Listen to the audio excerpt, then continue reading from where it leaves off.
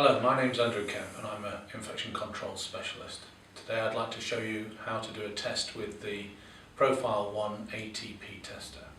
The Profile 1 ATP tester is different from any other ATP tester available today, in that it is the only one that will differentiate between live bacteria and all other types of ATP.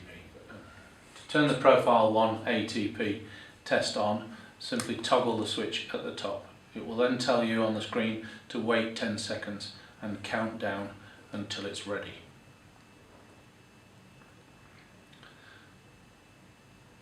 A simple test to ensure the machine is working is to open the drawer and then close it again and allow it to do a test with nothing in the drawer. It should come up with a 0 count of relative light units. Now you see 0, 0, 0, 0. So that's the machine is working. You can then turn it off. So the next thing I'm going to do is I'm going to prepare my swab and I'm going to test this iPad type device. So the first thing I do is take some sterile water for injections, half a ml, and place it into the micro test tube. Second thing I do is take a sterile, dry Dacron swab, dip it into the sterile water and just take any excess fluid off at the edges. Next, I roll the Dacron swab across the surface I want to test, in this case the iPad type device, and then dip it back into the water.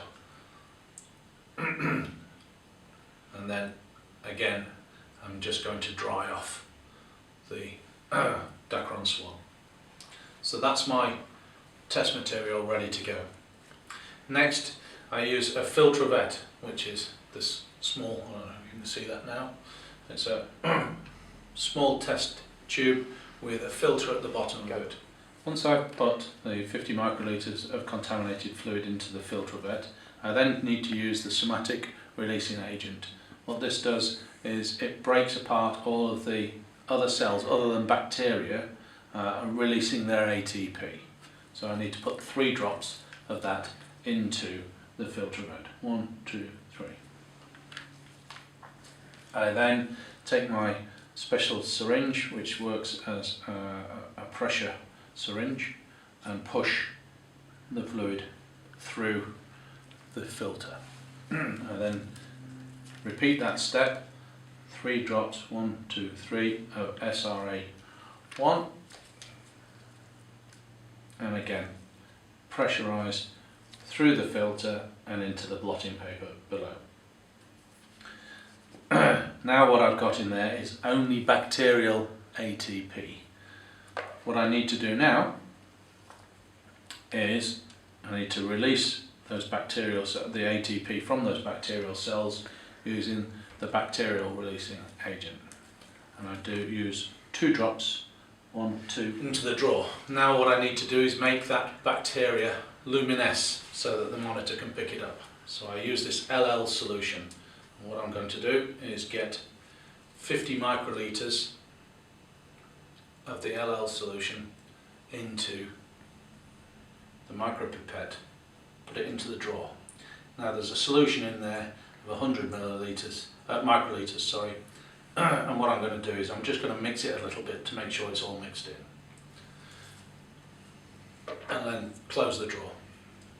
What's happening now is, in the same way as it did before, the LED lights are flashing across the front of the screen. And then, there we go. And I now get a reading of 9,130 colony forming units in the sample that I tested. Bear in mind there's half a ml of fluid in there, so the total bacterial count on there is still a lot of it is in there. 1/10 of it was what we actually recorded in here, because the sample that I took was 50 microlitres, so it's 1/10 of that solution.